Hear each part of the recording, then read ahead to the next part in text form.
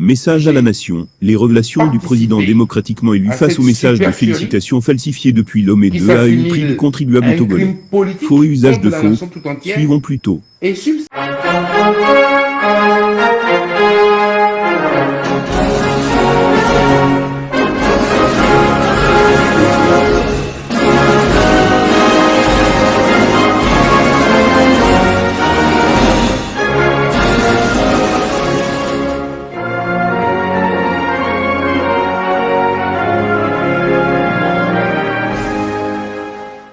Mes chers compatriotes, Togolais et Togolais, chers amis du Togo, il y a plus de 6 mois, la terre de nos aïeux a connu une révolution électorale sans précédent, le 22 février 2020, où Dieu, dans son infinie bonté, a répondu à nos cris de cœur de voir la tendance politique au sommet de l'État.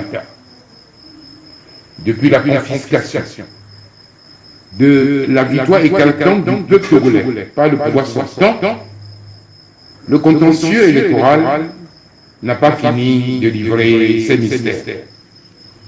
La fausse réélection de Faure Gnassingbé pour un 4e mandat consécutif n'est ni reconnu par aucune force politique nationale, ce que nous savions déjà, ni par aucune puissance occidentale, contrairement aux allégations diffusées sur les médias internationaux.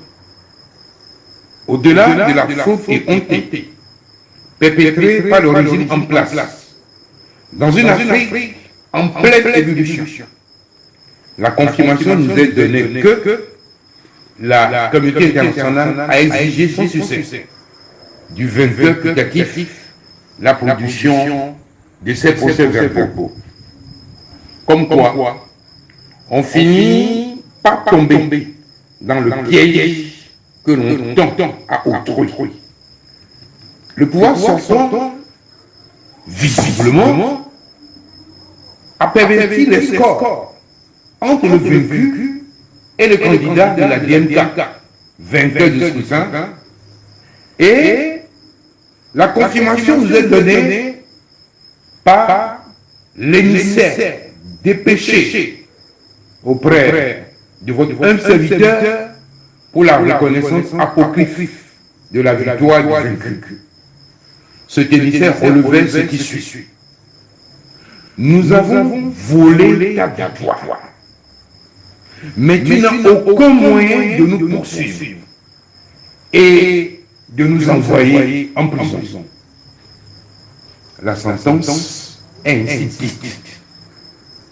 Quand on gagne un scrutin à plus de 70%, on ne s'oblige pas à commander des actes de reconnaissance ni en falsifier d'autres sur le plan diplomatique.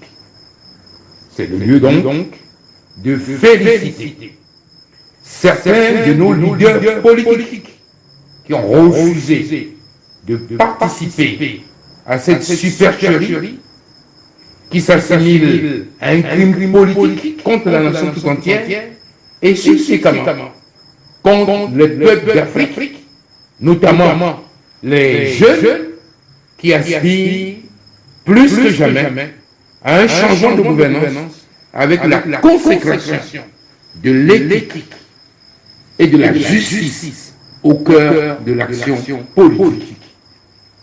Mes chers compatriotes, Togolaises et Togolais, chers amis du Togo, ce qui sème dans les larmes moissonne en changeant.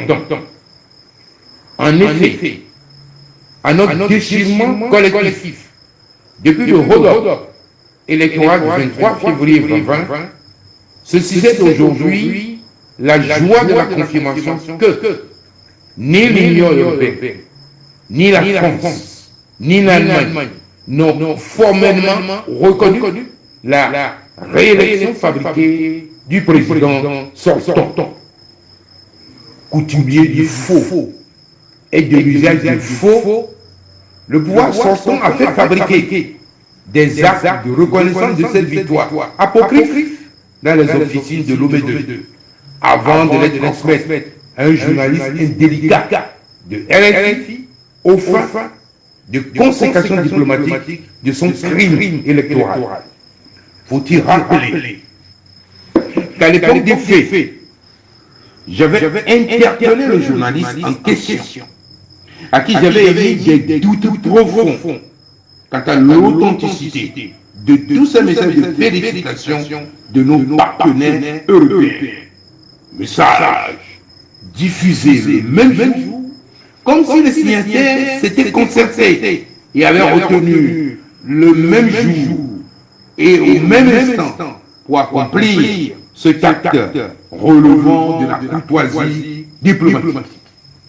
Signalons que contrairement aux habitudes de la maison, la télévision nationale togolaise TVT n'a assuré qu'une seule et unique diffusion de ce candidat. Ce journaliste confondu fut obligé de m'avouer que c'est Lomé II qui lui a transmis les 3 actes de reconnaissance falsifiés, comme si la présidence de Lomé II était devenue le service de presse de nos partenaires européens. Je mets solennellement le gouvernement sortant au défi de prouver le contraire à la face du monde entier.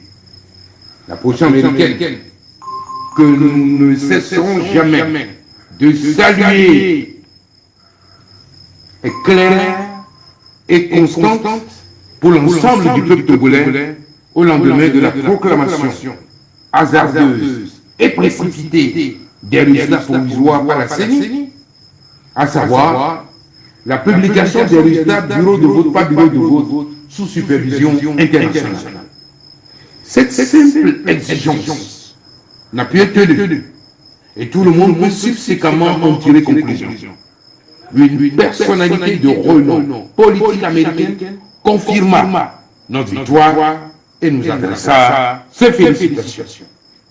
Mes chers compatriotes, Togolaises et Togolais, chers amis du Togo, jugez donc par vous-même, à l'aune de cette révélation, à quel point le pouvoir sortant a rabaissé la République et la nation tout entière en subissant comme un faussaire dans tous les domaines de la vie politique, économique et sociale de notre pays. Pour la conservation du pouvoir, plus de morale républicaine. Et tout est permis. La terreur, la corruption, les assassinats, les intimidations et la manipulation de la conscience nationale par la fabrique de faux messages de félicitations abusivement attribués aux partenaires européens. De par la souveraineté populaire à moi conférée par mon élection à la magistrature suprême le 22 février 2020, au nom du peuple togolais, je présente donc mes excuses aux partenaires victimes de cette supercherie qui a conduit les populations togolaises à douter de leur bonne foi et de leur engagement aux côtés de la nation. Maintenant que la vérité a éclaté à la face du monde, toute gesticulation puérile, quelle qu'elle soit, n'est qu'une supérieurité de plus et une caution au statu quo dans le mépris de la souveraineté du peuple togolais qui a massivement honoré l'agenda constitutionnel tel que préconisé par la feuille de route sur le Togo du 31 juillet 2018 de la 53e session ordinaire de la conférence des chefs d'État et de gouvernement de la CEDEAO. Nous lançons un vibrant appel à tous nos partenaires afin qu'ils œuvrent pour le rétablissement de la vérité des us et les conséquences de droit qui en découlent pour que le choix du souverain peuple togolais soit cette fois-ci respecté après la tenue de 27 dialogues politiques infructueux sur la crise politique togolaise. Le dernier développement de l'actualité politique ouest-africaine commande que la communauté internationale intervienne sans délai dans la crise post-électorale au Togo pour une transmission pacifique et républicaine du pouvoir afin de limiter les conséquences fâcheuses de ce quatrième mandat usurpé de trop sur la crédibilité des élections internationales et particulièrement ouest-africaines. Il y va de la stabilité du Togo et de l'Afrique de l'Ouest. Je m'engage donc devant vous, devant l'histoire et devant Dieu, à rassembler avec amour tout le peuple togolais, sans chasse aux sorcières, pour la matérialisation rapide du triptyque transition, constituante, refondation du Togo. Vive l'alternance, vive la République, l'Éternel bénit le Togo et tous ses enfants.